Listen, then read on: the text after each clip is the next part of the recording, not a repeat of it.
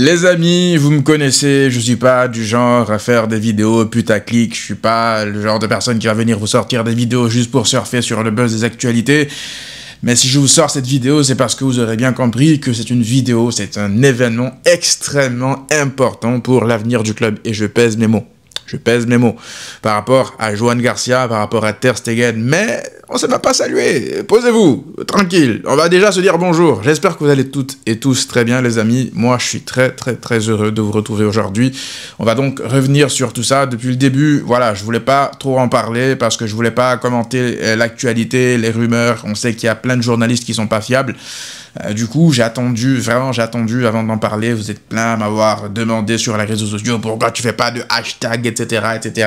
Pourquoi tu parles pas trop de Johan Garcia. Voilà, aujourd'hui on va en parler. Et la bonne nouvelle, avant même d'aller plus loin, c'est de se dire que Johan Garcia, ça devrait se faire. Je vais pas vous dire ça va se faire à 100% parce que tout peut se passer dans le monde du football. Demain, il peut y avoir une autre information qui sort de nulle part. Oui, Ter Stegen a emprisonné la famille de Johan Garcia. Bref, j'abuse. J'abuse. Là, ce que je veux vous dire par là, c'est que rien n'est sûr dans le foot, mais il y a plein de raisons qui me poussent à croire que ça va se faire. En tout cas, au moment où je vous donne l'information, au moment même où j'en parle aujourd'hui, Johan Garcia a donné son accord au Barça. Je l'ai même dit sur Twitter, bien avant Fabrizio Romano. Oui, je me la pète aujourd'hui, c'est comme ça. Donc oui, je l'ai dit, je l'avais dit bien plus tôt dans la journée. Le joueur a bel et bien donné son accord au Barça. Maintenant, le Barça qui devra gérer la suite, payer sa clause, faire tout ce qui est administratif pour le faire venir. Mais le joueur, lui, il a donné son accord au Barça. Après avoir donné toutes ces informations, si je sors cette vidéo aussi vite, c'est parce que vous imaginez bien que c'est extrêmement important, encore une fois, pour l'avenir du club. Je l'ai dit en début de vidéo. Si c'était pas le cas, je sortirais même pas cette vidéo. J'aurais attendu qu'il y ait le Here we go, qu'il y ait toutes les informations officielles. Mais là, je pense que c'est extrêmement important d'en parler. Pourquoi? Parce que c'est l'avenir du club qui est en jeu. Là, beaucoup de gens vont se dire, ouais, on abuse. Des gens qui ne comprennent pas aussi l'enjeu du truc te diront, ouais, là, on parle de Johan Garcia ou on parle de Manuel Neuer Prime. C'est pas là la question, les amis. Là, la question, c'est de se demander, en fait, pourquoi est-ce qu'on en est arrivé là? Pourquoi est-ce qu'on en est arrivé à supplier, limite, supplier un gardien de l'Espagnol Barcelone, certes, c'est un très bon gardien qui a été meilleur gardien de la Liga, à le supplier pour venir. Pourquoi? Parce que le problème est beaucoup plus grave, beaucoup plus important que Johan Garcia en lui-même. C'est un bon gardien, encore une fois, je le répète, j'ai hâte qu'il arrive, il est prometteur, il a de l'avenir, il est jeune. C'est pas là mon réel point où je veux appuyer la chose. Où est-ce que je vous amener, en fait, c'est que la probable signature de Johan Garcia ne réglerait pas qu'un problème sportif, si jamais, je veux dire, il est au niveau, ça ne réglerait pas qu'un problème sportif. Ça réglerait non seulement un problème sportif, mais ça réglerait aussi un problème de statut, un problème de vestiaire, un problème de compétitivité, un problème de masse salariale, un problème, voire même institutionnel. Et là, ça me ramène naturellement à Ter Stegen.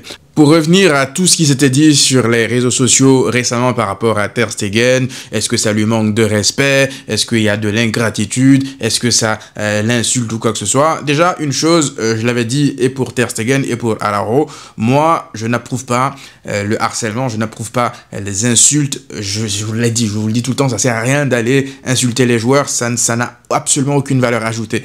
Par contre, de voir des hashtags et que des personnes essayent de faire croire que des hashtags, c'est insulter ou manquer de respect à un joueur, là, je suis pas d'accord. C'est la liberté d'expression. Du moment où ça reste uniquement un hashtag, c'est pas une injure. C'est un outil que les gens utilisent pour se faire entendre sans les insultes, parce que les gens qui insultent, c'est toujours ceux qui abusent, là. Il y en a toujours, ça, tu peux rien y faire, malheureusement. Il y a toujours des abrutis comme ça qui insultent, qui n'arrêtent pas d'insulter tout le monde, d'ailleurs, que ce soit ça ou ailleurs, les autres sur les réseaux sociaux. Bref, là, je parle plus du simple hashtag pour réclamer quelque chose, pour se faire entendre. Ça, on peut pas interdire ça aux gens, je suis désolé. C'était le cas lorsque Bartomeu faisait n'importe quoi. Ça a été tellement important, les hashtags et le mouvement, que même à Barcelone, il y a eu des mouvements de foule pour demander son départ.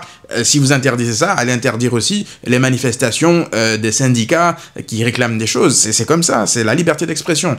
Encore une fois, il y a une limite. Et cette limite-là, certains l'ont franchie, malheureusement. Ceux qui vont sous les postes des joueurs pour les insulter ou quoi que ce soit, je me répète, mais vous avez compris ce que je veux dire. Bref, pour revenir maintenant à Ter Stegen, quand on a fait à part des choses, il est important aussi de dire que pourquoi est-ce que les gens en sont arrivés là? C'est parce que depuis de longues années, on constate les dégâts, on constate le manque de niveau, mais on n'y peut rien. Tu as l'impression qu'il y a une sorte d'immunité autour de lui. Alors moi, je pense que j'ai voulu donner des chances à Ter Stegen en tant que supporter de me dire oui, il a eu des saisons où il a été vraiment au niveau, il a été meilleur gardien de Liga quelques fois, il a sauvé des meubles dans certaines saisons. Mais moi, là où j'ai eu la confirmation, selon moi en tout cas, que c'était fini, il faut vraiment passer à autre chose, c'était lors du match contre Monaco en début de saison. En fait, ce jour-là, je pense que ça a été le symbole de Ter Stegen durant en tout cas ces dernières années. Dès qu'il y a la Ligue des Champions, ton leader, celui qui est censé te rassurer, ton capitaine, qui te fasse de grosses boulettes pour donner un rouge à ton équipe, et puis derrière faire un match ignoble, horrible pour ne pas rassurer sa défense derrière, je me suis dit, il faut tourner la page. On avait déjà des signes que fallait tourner la page. Pourquoi? Parce qu'il n'y a pas eu de concurrence aussi par rapport à Ter Stegen. Depuis le départ de Claudio Bravo, vous imaginez, Ter Stegen n'a jamais eu de concurrence. Et on a laissé ça faire. Et là, j'en veux à la direction Bartomeu jusqu'à récemment, mais au moins, on peut dire que la direction Laporta, enfin, ils sont décidés à mettre un stop à tout ça. Parce que Ter Stegen, il fallait qu'il ait une concurrence, il ne l'a jamais eu parce qu'il n'en voulait pas non plus.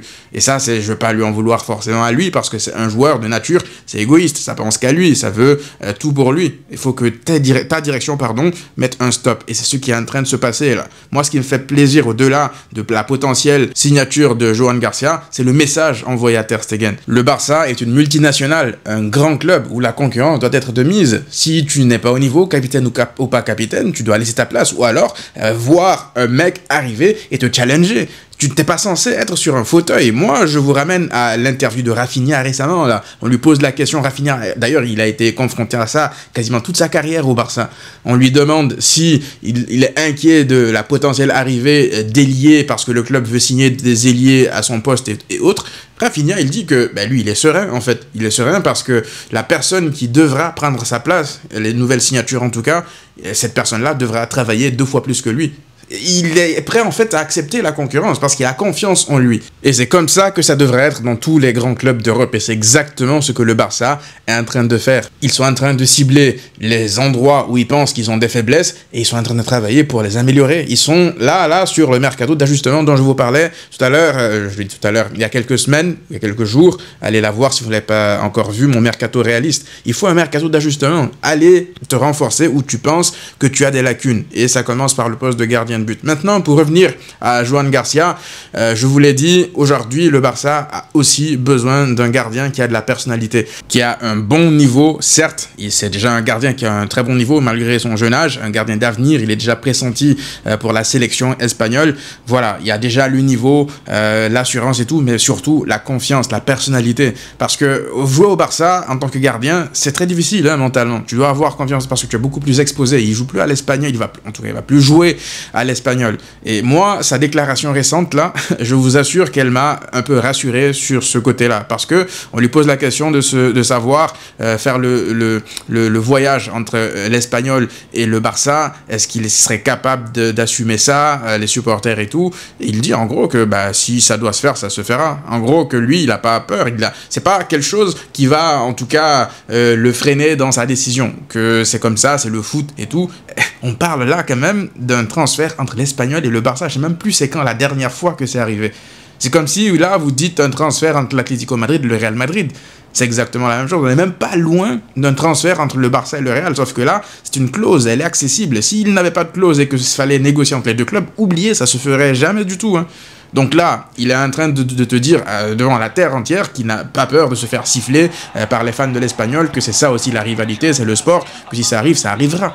Vous imaginez un peu, le mec, il n'a pas peur de tout ça. Donc tu dois avoir une personnalité affirmée pour jouer au Barça. Ça me rassure. Maintenant, pour le niveau, j'espère qu'il va réussir à rassurer aussi tout le monde assez rapidement et mettre tout le monde d'accord. Et vous savez, la personne qu'il faut absolument saluer par rapport à tout ceci, les amis, c'est Hansi Flick. Si le Barça a accéléré aussi vite pour aller chercher Johan Garcia, c'est bel et bien, vous imaginez bien, parce que Hansi Flick a fait comprendre à la direction qu'il n'est pas satisfait de Ter Stegen. On l'a déjà vu, dès la saison qui vient de s'écouler, lorsque Ter Stegen revient, il met la pression, il fait 50 interviews pour dire qu'il est de retour et qu'il est prêt, mais Hansi Flick ne change pas son fusil d'épaule. Il garde Szczęsny en Liga face au Real Madrid, il le garde jusqu'à la fin. Après, lorsque les matchs sont pliés, il donne ses chances à Ter Stegen pour se faire les dents et tout, pour, j'imagine, aller en sélection, mais là, de ce qu'on comprend, Hansi Flick, il ne fait pas confiance à Ter Stegen, en tout cas. Et c'est quelque chose, moi, qui me rassure. C'est pas pas un mec qui va être dans l'émotionnel. On a trop vu ça au Barça durant plein d'années. Des coachs qui arrivent, Sergio Roberto, on l'a vu ici, on comprenait pas pourquoi est-ce qu'il enchaînait avec chaque coach. Et lorsque là, tu as un mec qui n'est pas forcément attaché à l'histoire du club, un étranger, Hansi Flick, qui c'est pas encore une fois un mec qui vit Barça, il aime le club, ça se voit, il respecte le club, mais c'est pas un enfant du club. Vous voyez, il n'est pas attaché à certains joueurs, et pourtant on pourrait se dire que Ter Stegen, il l'a côtoyé en sélection et tout, et là il montre zéro état d'âme. Moi, c'est un mec froid comme ça dont j'ai besoin au Barça.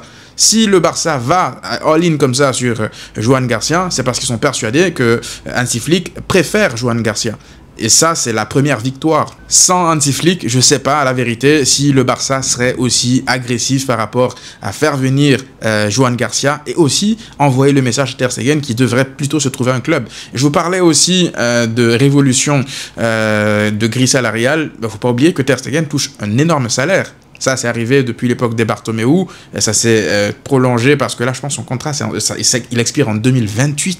Vous imaginez un peu la folie? Bref, là, c'est le moment en fait de réorganiser tout ça. En tant que capitaine, en plus, là, ça te met, ça participe, hein, ça a participé. C'est pas de sa faute à lui forcément parce que c'est Bartomeu qui lui offre ce salaire-là à l'époque. Mais ça participe en fait au downfall financier du Barça.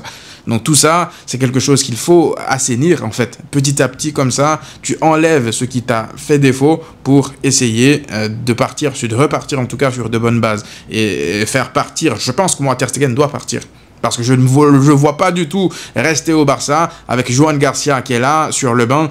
Je ne veux pas vous dire par là qu'il va pourrir le vestiaire parce que je ne le connais pas personnellement. Je ne sais pas quelle est sa personnalité.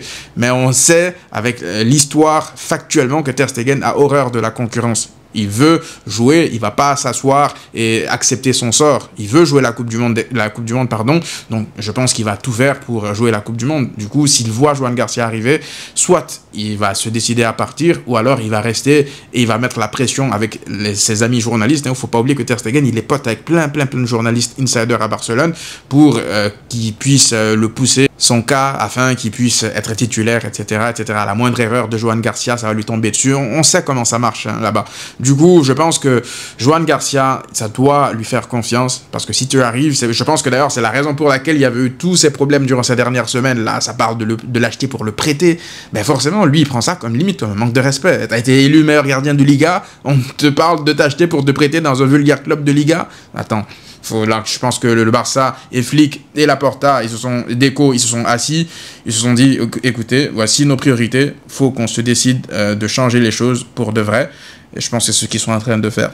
J'espère que ça va être officialisé le plus rapidement possible afin que ça se décompte aussi dans la situation de Ter Stegen et que le Barça commence enfin son mercato en fait. J'ai pas envie d'un mercato qui traîne jusqu'à la fin, je veux que les choses se fassent le plus vite possible. Et pour terminer, c'est pas parce qu'on demande le départ de Ter Stegen qu'on est ingrat vis-à-vis de Ter Stegen. Moi, je suis reconnaissant par rapport à Ter Stegen, hein, je suis reconnaissant par rapport à ce qu'il a fait en Ligue des Champions en 2015, la campagne qu'il réalise aussi en Liga en 2022, il est meilleur gardien de Liga. À une époque, c'était lui et Messi d'un bout à l'autre du terrain qui sauvaient le Barça. Donc voilà, il a eu quand même des saisons mémorables au Barça. Donc c'est pas de cracher sur lui, c'est juste l'exigence du très haut niveau. C'est comme ça. Aujourd'hui, aussi fort que t'as été par le passé, il y a le temps qui te rattrape, il y a le temps qui passe. Et malheureusement, c'est comme ça le cycle du football. Si tu restes avec ces émotions-là de oui, il nous a aidés il y a 50 000 ans, on doit le garder, c'est comme ça que tu sombres en fait. Donc faut continuer à avancer et remercier Ter Stegen, ne pas être grossier, n'allez pas encore une fois aller insulter, ça sert à rien, je vous le dis un million de fois à chaque fois que je fais des vidéos, ça sert à rien d'aller insulter les joueurs,